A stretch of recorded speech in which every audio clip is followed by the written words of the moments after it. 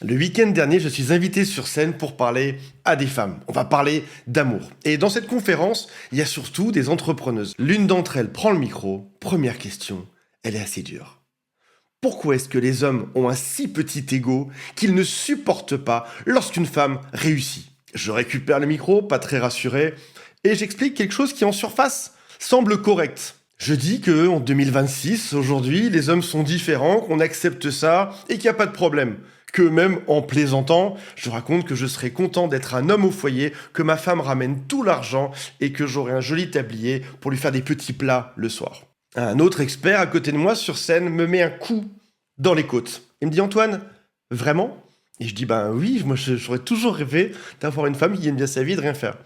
Il me dit: est-ce que réellement, si jamais elle gagnait très très bien sa vie, tu laisserais tomber toutes tes sociétés, toute ton activité pour te consacrer à lui faire des petits plats? Est-ce que ça te mettrait réellement à l'aise? Et je réfléchis, et la réalité c'est que non. Et en rentrant chez moi le soir, je découvre des études qui sont bouleversantes. Comme par exemple, en Suède, des chercheurs ont suivi des milliers de couples. Lorsqu'une femme est promue à un poste de direction, alors il y a plus de chances qu'elle divorce. Mais lorsque c'est un homme qui a cette promotion, il ne se passe absolument rien. Il n'y a aucun effet sur son couple.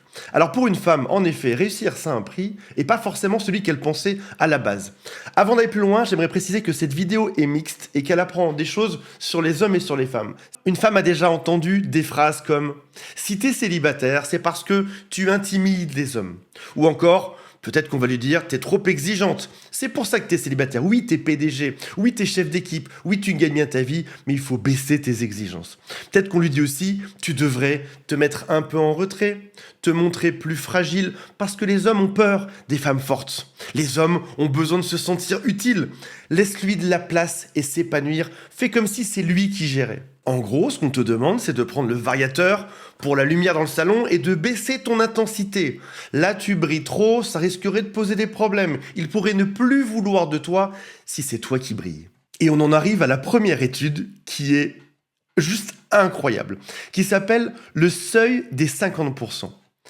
Voici de 0 à 100 le revenu d'un couple. C'est-à-dire en gros ce que tout le monde ramène comme argent dedans. Tant que la femme rapporte 10%, 20%, 30%, 40% des revenus du couple, il n'y a aucune différence sur le taux de divorce.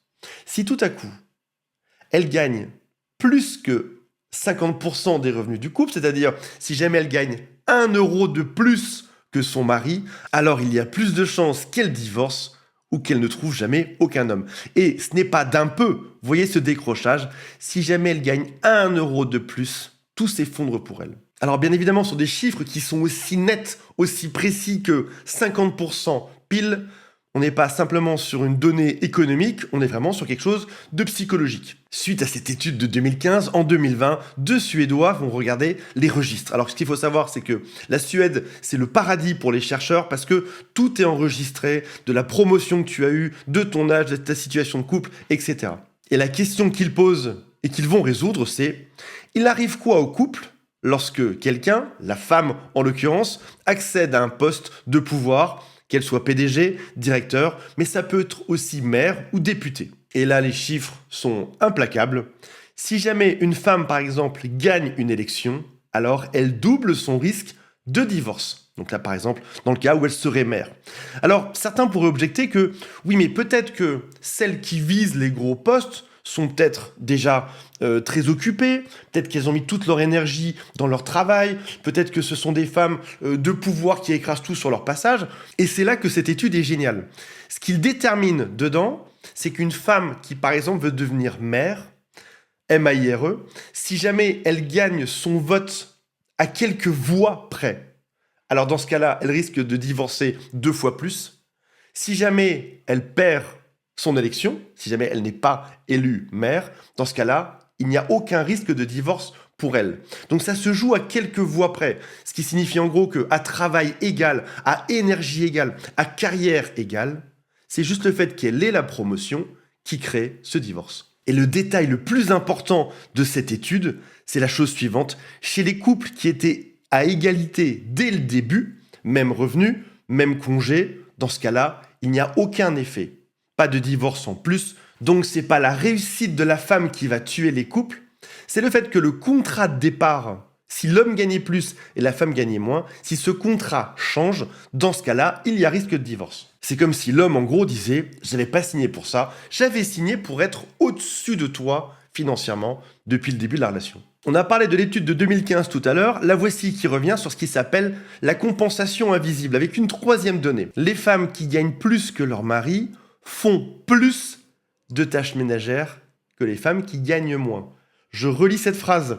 Les femmes qui gagnent plus que leur mari font aussi plus de tâches ménagères. Pourquoi ? Parce qu'elles compensent. Elles viennent rembourser leur réussite. Et on parle du paradoxe de la compensation. Pour m'excuser de gagner plus, je vais plus m'occuper de la maison en plus. Alors analysons ce qui se passe parce qu'il pourrait y avoir finalement deux histoires qu'on se raconte suite à ça.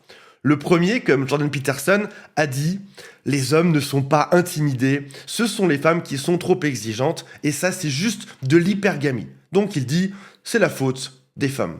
Il y a une autre version qui circule dans un bar, dans un café, qui dirait par exemple, les hommes ont tous des égos fragiles. Et bien finalement, ils se la racontent, mais dès que la femme gagne plus, ils n'arrivent pas à le supporter. Donc creusons plus pour comprendre ce qu'il se passe réellement. Il y a une étude clé qui a été un speed dating. C'est un vrai speed dating avec des fiches d'évaluation. Les hommes disaient vouloir une femme intelligente et ambitieuse. En gros, une femme qui gagne bien sa vie. Sauf que cette étude montre qu'ils aiment bien l'intelligence et la réussite d'une femme tant que ça ne dépasse pas leur propre réussite. En gros, c'est je t'aime, réussis ma chérie, mais surtout, pas plus que moi. Parce que ça changerait le contrat de départ. Alors, il faut comprendre que... Alors, ce qu'il faut comprendre sociologiquement, c'est que pendant des centaines d'années, peut-être même des milliers d'années, la société a construit des hommes en leur disant « ce sera toi le plus fort, c'est toi qui gagneras plus ». Et un homme qui gagnerait moins que sa femme serait un petit peu moins homme. Alors, si jamais ça te paraît bizarre, si jamais tu te dis « c'est complètement naze un homme de penser comme ça », je vais te faire un autre exercice. Imagine-toi sortir avec un homme qui ferait 10 cm de moins que toi. C'est pas de la méchanceté, peut-être qu'au passage, ça t'irait très bien, si ça se trouve. T'aurais peut-être rien contre ça. Mais imagine juste quelques instants que cet homme soit vraiment tout petit. T'aurais peut-être du mal avec ça. Peut-être que toi aussi tu te sentirais un petit peu moins femme. C'est pas de la méchanceté, c'est pas un choix, c'est un logiciel qui a été programmé, c'est celui qui a été fait par notre société. Alors est-ce que tous les hommes sont comme ça ? Non, bien évidemment, mais c'est vrai que c'est quelque chose qui vient teinter notre société, comme si on avait mis un peu de sel dessus, c'est une de nos caractéristiques. À noter aussi que si dans le contrat de départ, c'est ce qu'on a vu tout à l'heure, on est à égalité, dans ce cas-là, il n'y aura aucune différence pour la suite. Et voici probablement l'étude la plus intéressante de cette vidéo, l'étude qui s'est nommée Acting Wife. Ils prennent des étudiantes qui ont très bien réussi. Ce sont celles qui sont sorties d'Harvard. Alors, l'étude ne le précise pas en détail, ils ne disent pas exactement d'où est-ce qu'ils ont pris leurs data, mais ce sont des femmes qui sont déjà ultra sélectionnées. Elles ont fait des études supérieures de qualité et elles ont battu la majorité des autres femmes dans leurs études. Et ils mettent en place un questionnaire de carrière. Dans ces questions, ce sera marqué par exemple « Quel salaire vises-tu » ? Combien de jours par mois tu accepterais de voyager ? Combien d'heures par semaine es-tu prête à travailler ? Est-ce que tu t'estimes, est-ce que tu t'auto-évalues comme étant ambitieuse ou pas ? Sauf que ce questionnaire a deux versions. Dans la première, c'est marqué en haut à gauche que c'est confidentiel. Donc en gros, personne ne verra ces réponses à part l'organisme qui organise ce test. Dans la deuxième version, il est indiqué en haut à gauche que les réponses seront montrées aux autres élèves de la promotion. Donc potentiellement des hommes célibataires que tu pourrais épouser vont voir tes réponses ou pas. Le résultat est le suivant.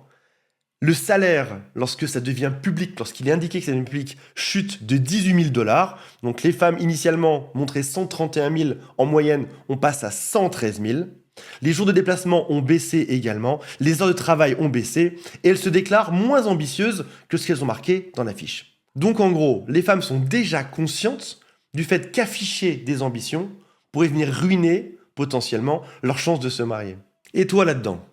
Est-ce que quand tu as bossé comme une folle pour obtenir quelque chose, une promotion, tu dis à la fin « Non, c'était juste de la chance, je ne sais absolument pas pourquoi est-ce qu'on m'a pris, moi, plutôt qu'une autre. » Tu minimises tes réussites. Est-ce que tu as par exemple perdu un débat juste pour montrer que c'était pas toi qui avais toujours raison ? Ou est-ce que lorsqu'on te demande qu'est-ce qui s'est passé aujourd'hui, tu ne raconteras pas les points importants pour minimiser ta réussite. Ce qui signifie qu'en gros, tu as peut-être même tendance à tamiser toi-même ta propre lumière. Maintenant, si la société est comme ça, si les hommes sont comme ça, si les femmes sont comme ça également, il y a aussi une autre bascule dont il faut parler aujourd'hui. On a vu tout à l'heure que les hommes, en effet, de par notre société, étaient insécures dans ce domaine-là. Donc en gros, tu as une réussite, ça le déstabilise. Tu as une promotion, il boude, il ne sait même pas pourquoi. Son logiciel interne, qui a été créé par la société, lui dit qu'il devrait gagner plus que sa femme. Mais on peut imaginer qu'un homme intelligent pourrait changer, pourrait accepter et mettre son logiciel à jour. Maintenant, il y a autre chose qui est très différent. C'est l'homme qui est dangereux, l'homme qui manipule.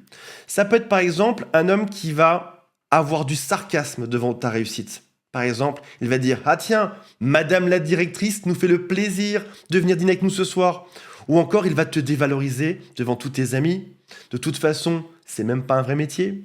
Ou encore, à chaque fois que tu vas réussir quelque chose, il te fera une crise. Tu as une réunion importante le lendemain, il va te bousiller la veille au soir et faire que tu ne dormes pas. Tu as besoin de la voiture pour aller signer un gros contrat, la voiture sera en panne, ou il y aura un problème dessus, ou il la prendra avant toi. Il peut aussi te comparer avec des femmes qui sont plus simples que toi, moins prises de tête. Elles, au moins, elles se comportent comme ceci ou comme cela.